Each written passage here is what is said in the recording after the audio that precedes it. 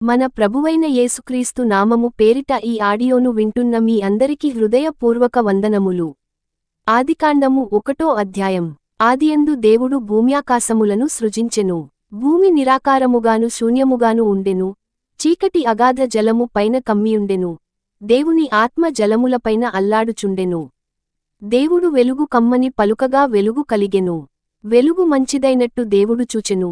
దేవుడు వెలుగును చీకటిని వేరుపరచెను. దేవుడు వెలుగునకు పగలనియు చీకటికి రాత్రి అనియు పేరు పెట్టెను. అస్తమయమును ఉదయమును కలుగగా ఒక దినమాయెను.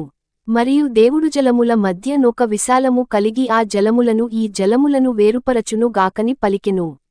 దేవుడు ఆ విశాలము చేసి విశాలము క్రింది జలములను విశాలము మీది జలములను వేరుపరపగా ఆ ప్రకారమాయెను.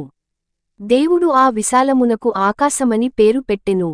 అస్తమయమును ఉదయమును కలుగగా రెండవ దినమాయెను. దేవుడు ఆకాశము క్రిందనున్న జలము లొకచోటనే కూర్చబడి ఆరిన నేల కనబడును గాకని పలుకగా ఆ ప్రకారమాయెను. దేవుడు ఆరిన నేలకు భూమి అని పేరు పెట్టెను. జలరాశికి ఆయన సముద్రములని పేరు పెట్టెను. అది మంచిదని దేవుడు చూచెను. దేవుడు గడ్డిని విత్తనములిచ్చు చెట్లను భూమిమీద తమ తమ జాతి ప్రకారము తమలో విత్తనములుగల ఫలమిచ్చు ఫలవృక్షములను భూమి మొలిపించుగాకని పలుకగా ఆ ప్రకారమాయెను. భూమి గడ్డిని తమ తమ జాతి ప్రకారము విత్తనములిచ్చు చెట్లను తమ తమ జాతి ప్రకారము తమలో విత్తనములుగల ఫలవృక్షములను మొలిపింపగా అది మంచిదని దేవుడు చూచెను. అస్తమయమును ఉదయమును కలుగగా మూడవ దినమాయెను. దేవుడు పగటిని రాత్రిని వేరుపరచునట్లు ఆకాశవిశాల మందు జ్యోతులు కలుగును గాకనియు అవి సూచనలను కాలములను దిన సంవత్సరములను సూచించుటకై యుండు గాకనియు భూమిమీద వెలుగిచ్చుటకు అవి ఆకాశ విశాలమందు జ్యోతులై యుండు గాకనియు పలికెను. ఆ ప్రకారమాయెను. దేవుడు ఆ రెండు గొప్ప జ్యోతులను అనగా పగటిని ఏలుటకు పెద్ద జ్యోతిని రాత్రిని ఏలుటకు చిన్న జ్యోతిని నక్షత్రములను చేసెను. భూమిమీద వెలుగిచ్చుటకును పగటిని రాత్రిని ఏలుటకును వెలుగును చీకటిని వేరుపరచుటకును దేవుడు ఆకాశ విశాలమందు వాటి నుంచెను. అది మంచిదని దేవుడు చూచెను. అస్తమయమును ఉదయమును కలుగగా నాలుగవ దినమాయెను. దేవుడు జీవము కలిగి చలించువాటిని జలములు సమ్రు అద్దిగా పుట్టించును గాకనియు పక్షులు భూమిపైని ఆకాశ విశాలములో ఎగురును గాకనియు పలికెను. దేవుడు జలములలో వాటి వాటి జాతి ప్రకారము జలములు సమృద్ధిగా పుట్టించిన మహామత్స్యములను జీవము కలిగి చలించు వాటినన్నిటినీ దాని దాని జాతి ప్రకారము రెక్కలుగల ప్రతి పక్షిని సృజించెను. అది మంచిదని దేవుడు చూచెను.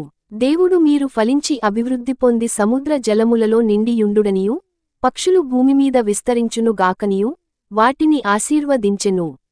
అస్తమయమును ఉదయమును కలుగగా 5వ దినమాయెను. దేవుడు వాటి వాటి జాతి ప్రకారము జీవముగల వాటిని అనగా వాటి వాటి జాతి ప్రకారము పశువులను పురుగులను అడవి జంతువులను భూమి పుట్టించుగాకని పలికెను. ఆ ప్రకారమాయెను. దేవుడు ఆయా జాతుల ప్రకారము అడవి జంతువులను ఆయా జాతుల ప్రకారము పశువులను ఆయా జాతుల ప్రకారము నేలను ప్రాకు ప్రతి పురుగును చేసెను. అది మంచిదని దేవుడు చూచెను. దేవుడు మన స్వరూపమందు మన పోలికె చొప్పున నరులను చేయుదము. వారు సముద్రపు చేపలను ఆకాశ పక్షులను పశువులను సమస్త భూమిని భూమిమీద ప్రాకు ప్రతి జంతువును ఏలుదురుగాకనియు పలికెను. దేవుడు తన స్వరూపమందు నరుని సృజించెను. దేవుని స్వరూపమందు వాని సృజించెను. స్త్రీనిగాను పురుషునిగాను వారిని సృజించెను. దేవుడు వారిని ఆశీర్వదించెను. ఎట్లనగా మీరు ఫలించి అభివృద్ధి పొంది విస్తరించి భూమిని నిండించి దానిని లోపరచుకునుడి. సముద్రపు చేపలను ఆకాశ పక్షులను భూమిమీద ప్రాకు ప్రతి జీవిని ఏలుడని దేవుడు వారితో చెప్పెను. దేవుడు ఇదిగో భూమిమీదనున్న విత్తనములిచ్చు ప్రతి చెట్టును విత్తనములిచ్చు వృక్షఫలముగల ప్రతి వృక్షమును మీకిచ్చియున్నాను. అవి మీకాహారమగును. భూమిమీద నుండు జంతువులన్నిటికిని ఆకాశ పక్షులన్నిటికిని భూమిమీద ప్రాకు సమస్త జీవులకును పచ్చని చెట్లన్నీయు ఆహారమగునని పలికెను. ఆ ప్రకారమాయెను. దేవుడు తాను చేసినది యావత్తును చూచినప్పుడు అది చాలా మంచిదిగా నుండెను. అస్తమయమును ఉదయమును కలుగగా 6వ దినమాయెను. ఈ ఆడియో వినిన మిమ్మును దేవుడు దీవించును గాక. ఆమేన్.